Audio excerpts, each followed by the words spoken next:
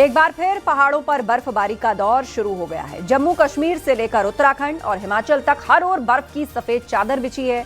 बर्फबारी से जहां राहत मिली है तो वहीं आफत भी साथ आ गई है। ये रिपोर्ट देखिए।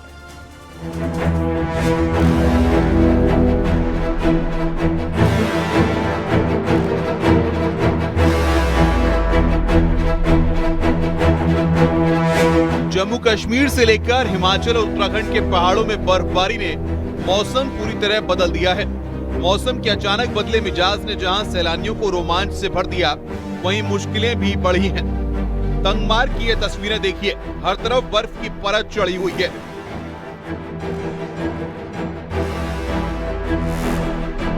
कश्मीर घाटी के मुख्तलिफ इलाकों में भारी बर्फबारी हुई है। हम इस वक्त टंगमर्ग में हैं और टंगमर्ग में भी काफी बर्फबारी हुई है और आप देख सकते हैं कि किस तरीके से बर्फ के नीचे गाड़ियां दबी हुई हैं। ये आप देख सकते हैं कितनी बर्फ यहाँ पे गाड़ियों के ऊपर है। कई गाड़ियां अभी भी बर्फ के नीचे दबी हुई हैं। अब इन गाड़ियों को यहाँ से निकाला जा रहा है। जिनकी गाड़ियां हैं वो अब आ रहे हैं और एक एक करके इन गाड़ियों को बर्फ से निकाला जा रहा है। रामबन से बर्फबारी की ये तस्वीरें दिल खुश कर देने वाली हैं। हर जगह बर्फ की सफेद चादर फैली हुई है।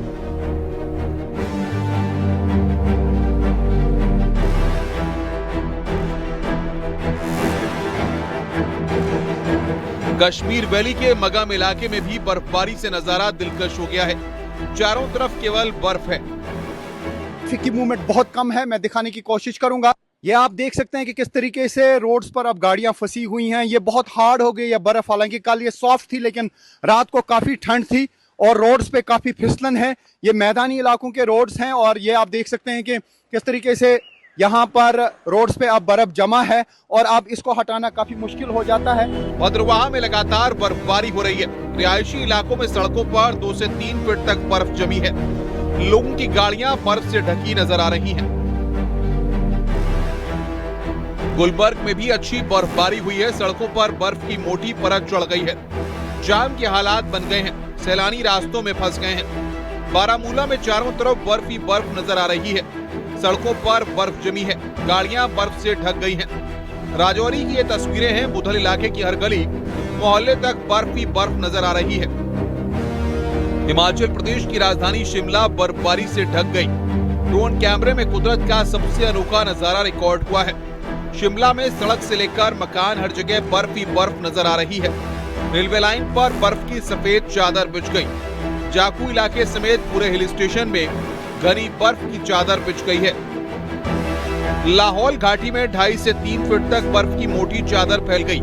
कुल्लू मनाली को जोड़ने वाली अटल टनल भी ट्रैफिक के लिए रोक दी गई। हिमाचल के चंबा जिले में मौसम ने करवट ले ली है। निचले इलाकों में बारिश और ऊंचाई वाले इलाके में बर्फबारी से ठंड अचानक पड़ गई है। मनाली में भारी बर्फबारी के बाद गाड़ियां और घर बर्फ की मोटी चादर से ढक गए। 2 से 3 फीट तक बर्फ जमी दिखाई दी। वैसे पेड़ था कि स्नोफॉल होगा और हम बहुत लकी थे कि स्नोफॉल हमें मिल गया। और यहाँ मॉल रोड पे 8 किलोमीटर से बर्फ खेलते बॉल बनाते और हम लोग फाइनली यहाँ पहुँच गए और बहुत मजा आ रहा है यहाँ बर्फ की वादियों में। सो मैं यही मैसेज देना चाहूंगा कि आप लोग भी आए। बर्फबारी को तरस रहे उत्तराखंड के ऊंचाई वाले इलाकों में बर्फ गिरी है। केदारनाथ, यमुनोत्री, नैनीताल, देहरादून, उत्तरकाशी, पिथौरागढ़, अल्मोड़ा में सीजन की पहली बर्फबारी दिखी। बर्फबारी ने पहाड़ों की खूबसूरती बढ़ा दी है, जिससे सैलानियों के चेहरे भी खिल गए। उत्तराखंड में एक तो कई महीनों से बर्फबारी नहीं हुई, जब हुई तो आफत भी आ गई। चक्राता में गाड़ियां बर्फ पर फिसल रही हैं। चक्राता त्यूणी मोटर मार्ग पूरी तरह बंद हो गया। जेसीबी मशीन से बर्फ को हटाने का काम जोरों से चल रहा है। उत्तरकाशी के ऊंचाई वाले इलाकों में हाईवे को खोलने का काम जारी है। यहाँ बर्फ ने घरों और गाड़ियों को ढक दिया। गंगोत्री हाईवे पर बीआरओ की मशीन लगातार बर्फ को हटाने में जुटी हुई है।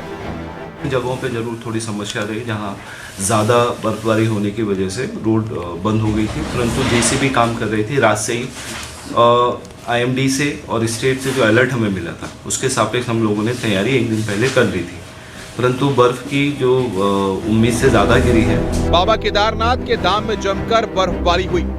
पूरी केदारनाथ घाटी चांदी जैसी सफेद हो गई है। धाम के रास्तों से लगातार बर्फ हटाने का काम किया जा रहा है। बर्फबारी से बद्रीनाथ धाम का भी सफेद श्रृंगार हो गया है। जबरदस्त बर्फबारी के बाद पूरे मंदिर परिसर में 2 से 3 फीट तक बर्फ की मोटी परत। जबरदस्त बर्फबारी के बाद पूरे मंदिर परिसर में 2 से 3 फीट तक बर्फ की मोटी परत जम गई है। बागेश्वर के कांडा, कपकोट समेत ऊंचाई वाले इलाकों में बर्फबारी देखने को मिली है। वादियों के नजारे मनमोहने वाले हैं। Bureau report, news 18, UP Uttarakhand.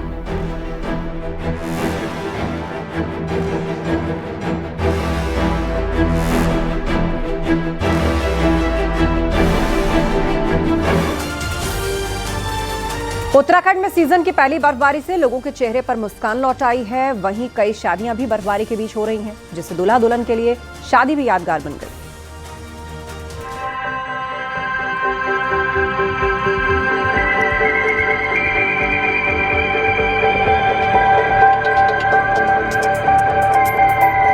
Basant Panchami का शुभ अवसर, बर्फबारी का मौसम और बारात। बर्फबारी शादी में बाधक भी बनी, लेकिन आसमान से मिल रही इस आशीर्वाद को सभी ने तहे दिल से स्वीकार किया, क्योंकि इस पल के आने का इंतजार हर किसी को बेसब्री से था। आंखें तरस गई थी। बसंत पंचमी का शुभ मुहूर्त था। मौसम अचानक खराब हो गया। एक दिन पहले ही धूप खिली थी, लेकिन सुबह जब आंख खुली तो वादियां बर्फ की चादर में ढकी थी। शादी की तारीख नहीं टल सकती थी। चमोली के गैरसैंण में दूल्हा दुल्हन ने बर्फबारी के बीच ही 7 फेरे लिए। बर्फीले मौसम का हर कोई लुत्फ उठाता दिखाई दिया। विधि विधान के साथ बर्फीले मौसम में शादी संपन्न हुई। वहीं लोग बर्फबारी में हुई शादी को बेस्ट शादी भी मान रहे हैं, क्योंकि पूरे सीजन में लोग बर्फबारी का इंतजार करते रहे। अब ये वीडियो देखिए, ये भी चमोली का है। जोशीमठ विकासखंड के किमाना गांव में शादी समारोह था, लेकिन आसमान से बरसती बर्फ रास्ता रोक रही थी। बारातियों पर इसका कोई असर नहीं पड़ा। वो तो दूल्हे के साथ बर्फबारी के बीच झूमते नाचते हुए दुल्हन के घर पहुंचे। बर्फबारी में ही बारात का वेलकम हुआ। बर्फ के बीच मेहमानों ने ठिठुरती ठंड को भी खुशियों का हिस्सा बना डाला। सभी ने इसे कुदरत का आशीर्वाद माना। रुद्रप्रयाग में भी ये शादी दूल्हा दुल्हन और बारातियों के लिए यादगार बन गई। मेरठ का एक कपल त्रिजुगी नारायण मंदिर से शादी करके लौट रहा था। शीतलहर ठिठुरा रही थी, लेकिन बर्फबारी से सभी के चेहरे पर चमक थी। इस जोड़े ने भी बर्फबारी के बीच 7 फेरे लिए। इस दिन को जिंदगी का सबसे खूबसूरत दिन बना लिया। उत्तराखंड में काफी अंतराल के बाद बर्फ के दर्शन हुए हैं। बर्फबारी और बारिश न होने से किसान बेहद परेशान थे, जिसका असर उनकी फसलों पर पड़ रहा था। उत्तराखंड के ऊंचाई वाले इलाकों में मौसम बदला। केदारनाथ, बद्रीनाथ धाम समेत दूसरे ऊंचाई वाले इलाकों में बर्फबारी लोगों के लिए सुकून लेकर आई। Bureau report, news 18, UP Uttarakhand.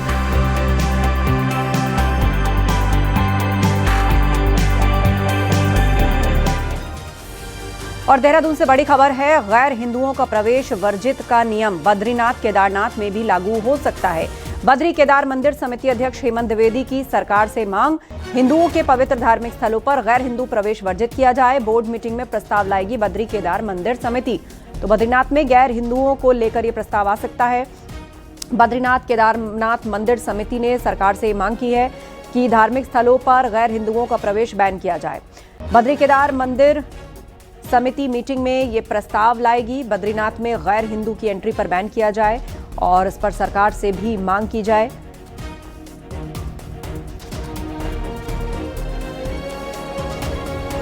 तो बद्री केदार मंदिर समिति मीटिंग में ये प्रस्ताव लेकर आएगी।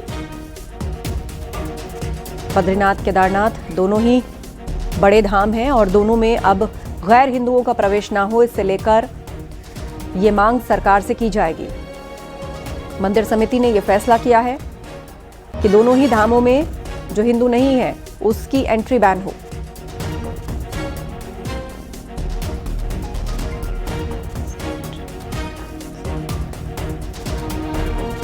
सुनील नव प्रभात से अपडेट लेते हैं। जी सुनील, क्या अपडेट है इस पूरे मामले में? क्या सरकार को कोई चिट्ठी लिखी गई है? देखिए, जिस तरह से सरकार ने पूर्व में कहा था कि जो हरिद्वार में गंगा सभा ने मांग उठाई थी सबसे पहले कि हरिद्वार में जो गंगा के घाट हैं वहां पर गैर हिंदुओं का प्रवेश वर्जित किया जाए, और सरकार ने भी इस बात का समर्थन किया था और कहा था कि हम इस पर गंभीरता के साथ विचार कर रहे हैं। अब इसी बात का इसी बात को बीकेटीसी के जो अध्यक्ष हैं हेमंत द्विवेदी, उन्होंने भी बात उठाई है। उनका कहना है कि हरिद्वार में सरकार जो भी फैसला करने जा रही है वो स्वागत योग्य कदम है, क्योंकि ये हिंदुओं के पवित्र तीर्थ स्थल है और यहाँ पर किसी भी गैर हिंदू का प्रवेश वर्जित होना चाहिए। उन्होंने आगे दोहराया कि ठीक यही बद्रीनाथ और केदारनाथ जो धाम हैं, जो हिंदुओं के पवित्र धार्मिक स्थल हैं, श्रद्धा के केंद्र हैं, यहाँ पर भी कोशिशें की जाएगी कि गैर हिंदुओं का प्रवेश पूरी तरह से वर्जित किया जाए। उन्होंने सरकार से भी मांग की और खासकर ये भी कहा कि इस बोर्ड मीटिंग में इस प्रस्ताव को रखा जाएगा कि इन दोनों धामों की पवित्रता बनी रहे, इसीलिए यहाँ पर गैर हिंदुओं का प्रवेश वर्जित किया जाएगा। जी, जानकारी के लिए बहुत शुक्रिया आपका। मऊ में चोरों ने एक अस्पताल में सेंध लगा दी। 17 लाख की डायलिसिस मशीन को वो चुरा ले गए। वहीं गाजियाबाद में भी चोरी की घटना कैमरे में कैद हो गई।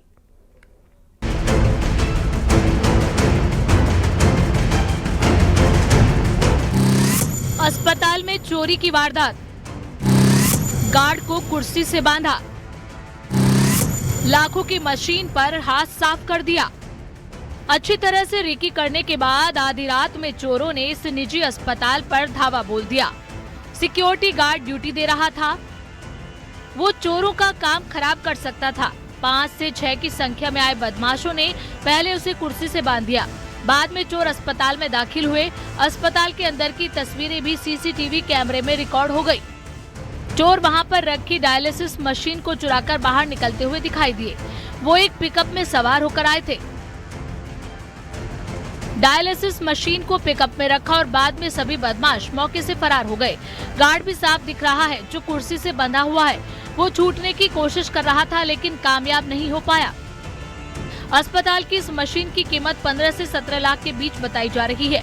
घटना मिर्जा हादीपुरा के आजमी अस्पताल की है।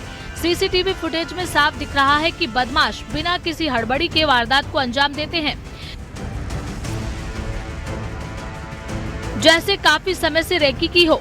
सुबह जब अस्पताल का स्टाफ आया तो दंग रह गया। सिक्योरिटी गार्ड कुर्सी से बंधा हुआ था। उसने आपबीती सुनाई तो माजरा समझ में आया। बाद में अस्पताल संचालक को जानकारी दी गई। अस्पताल में चोरी की इस घटना के बाद से हड़कंप मचा है। पुलिस सीसीटीवी फुटेज के आधार पर बदमाशों की तलाश करने में जुटी है। जल्द ही चोरों को पकड़ने का दावा किया गया है। वहीं गाजियाबाद में भी चोरी की घटना कैमरे में कैद हुई। गाजियाबाद की कोतवाली थाना क्षेत्र के दिल्ली गेट इलाके में देर रात चोरों ने एक दुकान का शटर तोड़ दिया। एक चोर दुकान के अंदर दाखिल हुआ।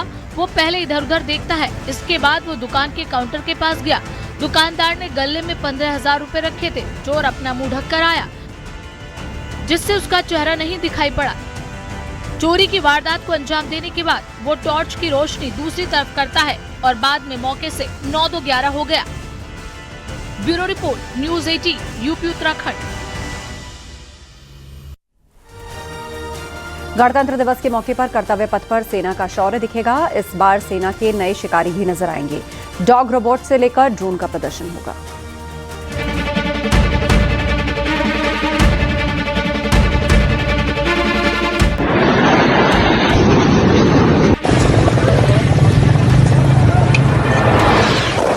सेना के नए शिकारी कर्तव्य पथ पर दिखेगा जलवा। डॉग रोबोट से लेकर ड्रोन का प्रदर्शन। सोमवार को देश अपना गणतंत्र दिवस मनाएगा। देशभक्ति के जुनून के साथ 26 जनवरी की इस परेड में सेना का शौर्य दिखेगा, तो वहीं जांबाजों के करतब झांकियां आकर्षण के केंद्र में होंगी। लेकिन इस बार की परेड कई मायनों में अलग होने जा रही है, क्योंकि इस बार सेना अपने नए शिकारी को भी परेड में उतारने वाली है। कर्तव्य पथ पर जहां भारतीय सेना की ताकत दुनिया देखेगी, तो वहीं सेना के नए शिकारी की भी परेड में शामिल होंगे। कर्तव्य पथ पर गणतंत्र दिवस में भारतीय सेना के रोबोटिक म्यूल्स हिस्सा लेंगे। रोबोटिक म्यूल्स राइफल से लैस नजर आ रहे हैं। इस तरह के 4 पैरों वाले रोबोट पहले भी सामने आ चुके हैं, लेकिन असॉल्ट राइफल से लैस इन रोबोट्स की झलक दुश्मन के खेमे में खलबली मचा सकती है। भारतीय सेना ने हाल ही में अपने हथियारों के जखीरे में 100 robotic mules multi utility leg equipment शामिल किए हैं। किस तरह से हमारी सर्विलांस सिस्टम बहुत ही मजबूत है, किस तरह से आधुनिक हथियारों के साथ में दिन प्रतिदिन और भारतीय सेना मजबूत होते जा रही है, इसका भी एक प्रदर्शन कर्तव्य पथ पे दिखने वाला है। इस वक्त में आप देख सकते हैं काफी आधुनिक हथियारों से लैस छोटे छोटे उपकरण देख सकते हैं, जो इसको रिमोट से चला सकते हैं। रिमोट से चला करके कहीं भी किसी भी जगह पे पहुंचा सकते हैं और वहां पर एक तरफ सर्विलांस को भी वहां पे किया जा सकता है। इसके ऊपर वेपन माउंट करके तंग इलाकों में रूम इंटरवेंशन की कार्रवाई करके दुश्मन को बर्बाद कर सकते हैं। इसके अंदर 5 TI कैमरे जिसकी मदद से दिन और रात में 360 डिग्री सर्वेलेंस कर सकते हैं। इसके ऊपर पोस्टों के ऊपर तंग रास्तों में अम्युनिशन, मेडिकल और राशन की सुविधा भी पहुंचा सकते हैं। अच्छा, तो इसके मतलब ये कि 24 घंटे में कभी भी आप किसी भी सिस्टम में काम करने के लिए तैयार है? ये किसी भी मौसम में काम कर सकते हैं सर, बर्फ में, पानी में, हवा में, हर जगह काम करते हैं। ये रोबोट जवानों के बड़े मददगार हैं, सर्विलांस के लिए बेहद कारगर हैं, टारगेट को पलक झपकते ही नष्ट कर सकते हैं। इनकी गोलियों से दुश्मन नहीं बच सकता। दुर्गम इलाकों में आतंक रोधी अभियानों के लिए गेम चेंजर माना जा सकता है। देखा जा सकता है, हथियारों को देखा जा सकता है, और ऑपरेशन सिंदूर की बात करें या अन्य दूसरे डिफेंस से जुड़े हुए अन्य ऑपरेशंस की बात करें, वहां पर भी इनका जो एक प्रयोग है और जिस तरह से एक सर्विलांस सिस्टम की अगर मजबूती की अगर बात करें, देखिए सर्विलांस सिस्टम को किस तरह से यहाँ पे तैयार किया जाता है और उसको मैनेज करने के लिए कहीं भी किसी भी जंगल का इलाका हो वहां पर इसको पहुंचा करके, चाहे जंगल हो, पहाड़ हो, उस जगहों पे पहुंचा करके इसकी तैनाती की जाती है और उसके बाद ऑपरेशंस को अंजाम दिया जाता है। तो निश्चित तौर पे कह सकते हैं भारतीय सेना लगातार अदम्य साहस और इरादे के साथ मजबूत होती हुई दिख रही है, और इसमें जो मददगार साबित हो रहे हैं ऐसे ड्रोन, ऐसे रोबोट जिसपे के माध्यम से ऑपरेशंस को अंजाम दिया जाता है। ऑपरेशन सिंदूर में भारतीय सेना ने जिस तरह पाकिस्तान को पटकनी दी थी, उसमें टेक्नोलॉजी का बड़ा योगदान रहा था। आने वाले समय में जो देश युद्ध के हालातों में एडवांस टेक्नोलॉजी का इस्तेमाल करेगा, वो अपने विरोधी पर निर्णायक बढ़त लेगा। भारतीय सेना की ताकत लगातार बढ़ रही है, एडवांस टेक्नोलॉजी का काम आसान कर रही है। ये सेना की ड्रोन शक्ति यानी ईगल प्रहार है, जो सेना की आंख और कान है। यहाँ जवानों को ड्रोन चलाने, मरम्मत करने और दुश्मन के ड्रोन से निपटने का प्रशिक्षण दिया जाता है, जिससे वह युद्ध क्षेत्र में एक बाज की तरह निगरानी और सटीक हमला कर सकें। जवानों को बंदूक के साथ साथ ड्रोन चलाने के लिए भी सक्षम बनाया जाता है। इस वक्त में विशेष तौर पर मैं दिखाऊंगा एक आधुनिक तरीके से किस तरह से इसे तैयार किया गया है। ये ड्रोन शक्ति यानी ईगल प्रहार, ये नाम पहले मैं सबसे पहले दिखाना चाहूंगा। ये ड्रोन शक्ति ईगल प्रहार, और जिस तरह से कहा जा सकता है भारतीय सेना के लिए एक वाकई में बहुत ही मजबूत ये शक्ति माना जा सकता है। भारतीय सेना लगातार जिस तरह से ड्रोन के साथ काफी मजबूती के साथ खड़ी होती है। हमारे साथ में ऑफिसर भी हैं, मुखर्जी साहब, मैं जानना चाहूंगा इसके बारे में बताइए किस तरह से भारतीय सेना के लिए बहुत ही मजबूत है और पहली बार इसे कर्तव्य पथ पे ड्रोन शक्ति ईगल प्रहार एक नया सिस्टम है जो युद्ध के मैदान में ही ड्रोन को कंट्रोल, रिपेयर और नए ड्रोन बनाने की क्षमता रखता है। दिल्ली से शंकर आनंद के साथ ब्यूरो रिपोर्ट, न्यूज़ 18।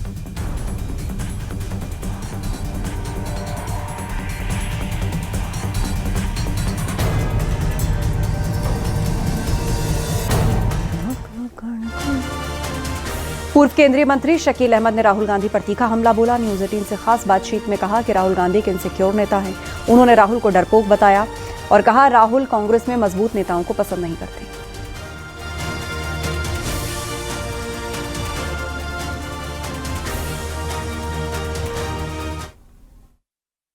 डरपोक एक शब्द है, बहुत अच्छा शब्द नहीं है मगर मैं इस्तेमाल कर रहा हूँ। अंग्रेजी में थोड़ा उसके लिए अच्छा शब्द है कि राहुल जी से ज़्यादा इनसिक्योर पॉलिटिशियन मेरी नज़र से आज तक नहीं गुजरा। इनसिक्योर हिंदी में बोल दीजिए, ज़्यादा बढ़िया होगा। हाँ, वही कह रहा हूँ ना कि हिंदी का शब्द है डरपोक। अब मुझको डरपोक बोलने में ख़राब लग रहा है, जो बात सच्चाई है, इसलिए मैं अंग्रेज़ी बचाती है कुछ इज्जत, तो मैं ये कहता हूँ कि राहुल जी को हर मजबूत कांग्रेसी से उनको अपने को थ्रेटन फील करते हैं। उनको लगता है कि ये जब अलग होगा हमसे तो हो जाएगा। तो आप पूछेगा कि भाई कांग्रेस चलेगी कैसे।